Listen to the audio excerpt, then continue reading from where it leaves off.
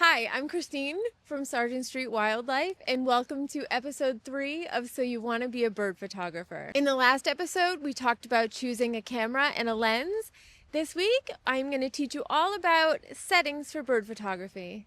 Depending on what camera you use, the buttons and menus may look a little bit different than what I'm about to show you. The basic settings are universal, so you'll just need to find out where they are on your camera. There are a few settings I like to have my camera set to before I leave the house. I usually shoot in manual mode, but if you're just starting, you can also try shooting in shutter priority. I shoot in RAW, but if you're just starting, I would suggest starting with RAW plus JPEG, so it'll give you a little bit more flexibility with your editing. For focus, you're going to want to set your camera to continuous autofocus so that it will track your birds as they're moving. Another important setting is using high burst speed so that you can take a very quick succession of pictures so that you never miss a shot. For ISO, I typically keep mine in auto ISO and I let the camera decide based on the lighting. For perch birds, I like to keep my shutter speed at about 1/800 to 1/1000. For birds in flight, I usually increase that to about 1/2000. For larger birds, you can typically use a little bit slower of a shutter speed, whereas smaller birds, you're going to want to have a higher shutter speed.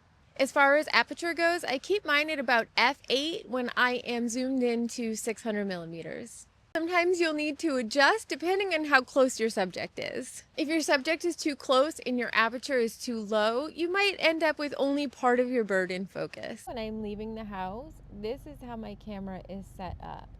I have the high burst mode, autofocus continuous, wide focus, bird's eye autofocus is on, auto ISO on, and my shutter speed, I keep it about 1/1600 just as I'm walking out.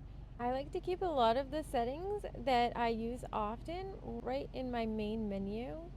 You can change that in your settings. One thing I highly recommend is using back button autofocus instead of using autofocus when you press down on the shutter. I will make an entire video about that after.